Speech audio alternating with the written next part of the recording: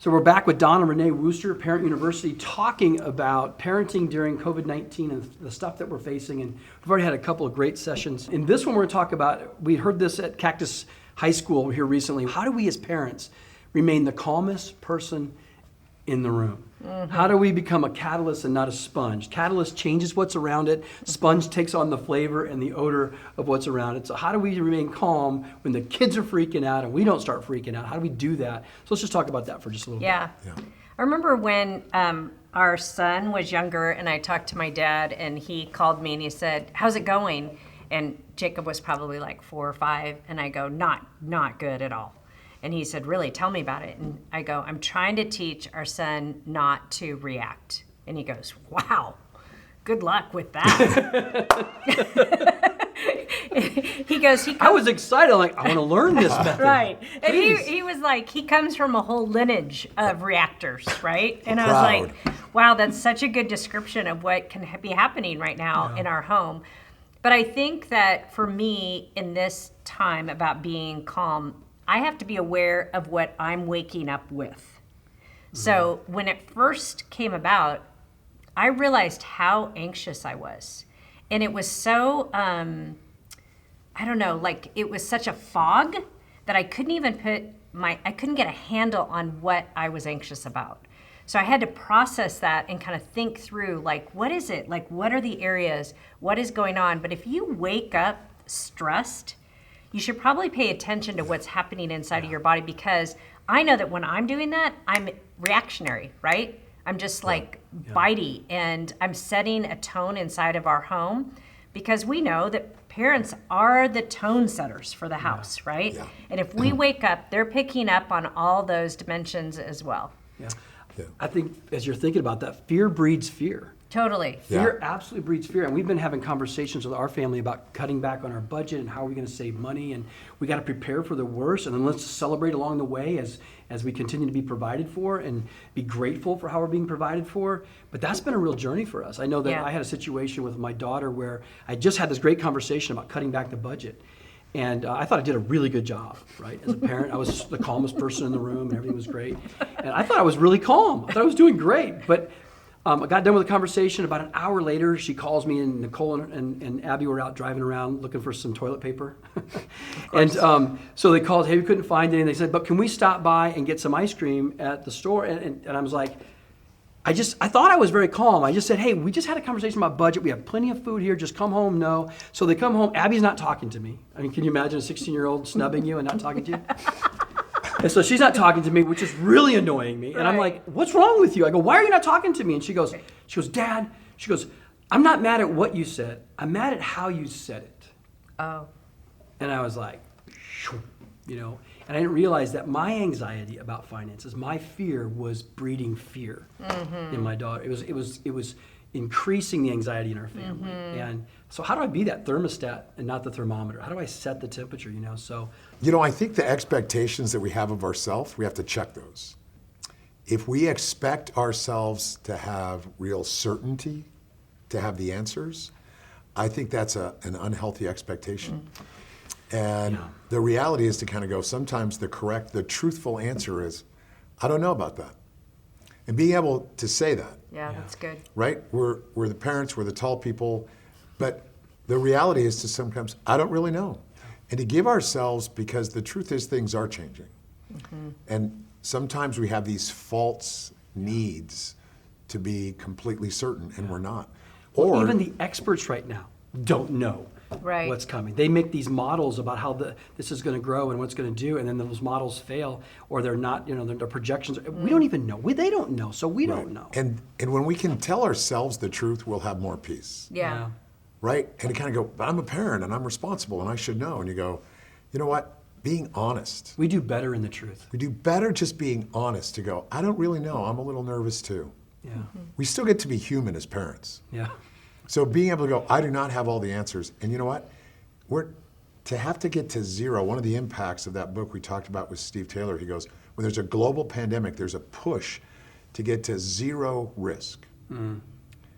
And zero risk can really put you in harm's way, right? There was the tragic story about the couple that was perfectly healthy, but there was some some talk on television about, how one of the chemicals might help them, and so they went and self-dosed. Oh yeah, it was something to clean an aquarium or something like that. And they misread the label, thinking it would make them safe. They were perfectly healthy, and the husband died. The wife was seriously injured, but they were trying to get the risk to zero.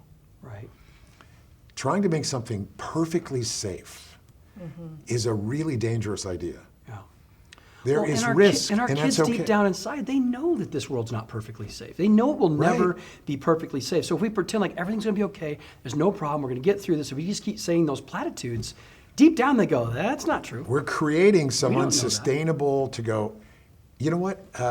Zero risk is unnecessary. Yeah. We're going to be wise and prudent, and we're going to avoid all the risk that we can. But zero risk is dangerous. Yeah. To be perfectly certain is dangerous. To shoot for perfect performance, the expectation that you'll do it perfectly, that will crush you. Yeah. I'm going to do it the best I can, but So being honest, the expectation thing, where Yeah. we not having these high expectations to be perfect, is going to help us stay calm. All right. Paying attention to our fear. Okay.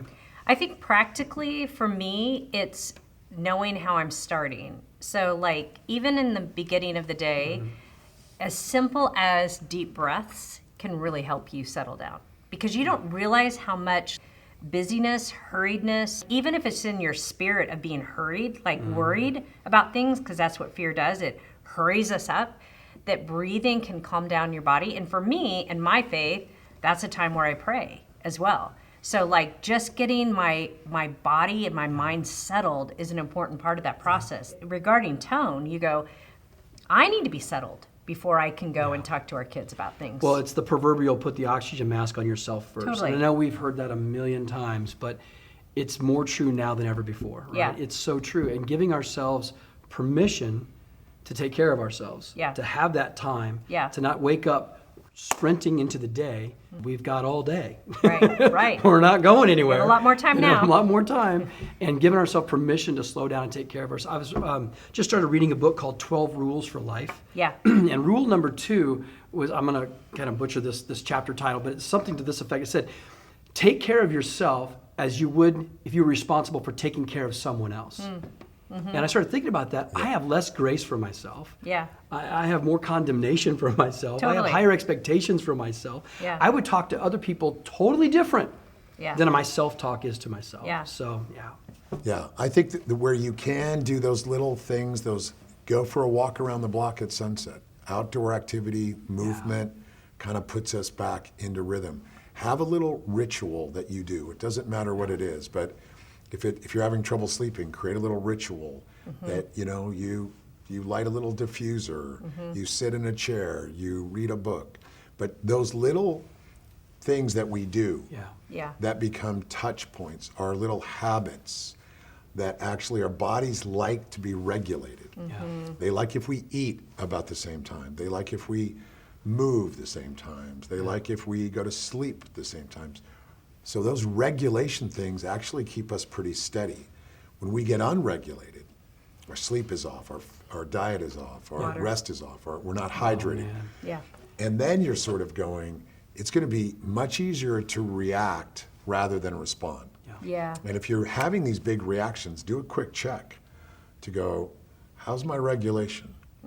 What's my routine look like? That's good. Keeping routine in the middle of chaos is a really important part of the process. Yeah, the routine is huge. Before COVID-19, I had gotten back to exercising 5 days a week. I've been working out. After that, my exercise routine is gone. Yeah. I've put back on about the 20 pounds that I had lost. Yeah. That's the camera. Yeah. You are so thin in person. Actually, this button this Like, morning when I I buttoned turned it, sideways. I it can't actually even said see. to me, it went, really? No, Really? That's no, what the it's- button said to me. And the one below it goes, yeah, this is for real. If you are in person, the camera's put 20, 30 pounds on him. This guy's a stick. It's all just the camera. Shush it. So anyway, so I'm way out of my routine and I'm overeating. So this is the one commitment I've made is to get back to taking care of myself. I'm right now, because of what I do in my life through ministry, I'm caring for lots of people, but I haven't been taking care of myself. Yeah. Right. And that's why I'm not the calmest person in the room. You know what? right Here's now. one thing I'd say, and it's a little counterintuitive, but if you look at people who've lived through extreme situations, one thing those people always do is they always create play. Yeah. Fun. During the military campaign, the entertainers were over there for the USO. Guys going into battle, they'd stop and they would laugh. celebrate and laugh, right? People in the concentration camps, people in other places that would sort of go, we have to create these moments of laughter and connection. It does so many things. It does. We've actually, as a For our family, bodies. been watching some Netflix, some comedy stuff Yeah. on Netflix, watching stand-up comedy. It's been good for us, just as a family, to laugh together. Totally. Yeah, if you look at Mayo Clinic has a thing on the benefits of laughter. It's got 12 physiological things on there, right? In terms of raising endorphins and lowering stress chemicals and improving your immune system and slowing down your heart. And you kind of go, laughter, even in the context of the recovery community, they go, man, we take laughter and play very seriously. Yeah, that's good. You've got to be able to Yeah. laugh. You've got to be able to play. You've got to be able to do that. It's maybe one of the most critical things we can do to bring ourselves back to a level of more effective engagement. One more thing in this segment that I just thought of was the idea of understanding, taking the time to write down, what am I learning right now? Because there's some things I'm learning, there's some things I'm being reminded of, and if I can make a list, for me, I need to see purpose. Yeah. I don't do well if I don't see purpose in something. If there's Yeah. no purpose in, like, what am I doing? Get me off this ride. I'm finding purpose. I'm finding reconnection with my family like never before. I'm discovering that I am a little bit of a workaholic, that I do get most of my value from what I do Yeah. rather than who I Yeah. am and being around people. Totally. I have slipped into that place. So I'm actually taking time to journal a little bit during the day, to sit down and go, what am I learning? How am I growing? That's and good. that's calming my spirit as well. Yeah. It's Yeah. calming my mind good. as well.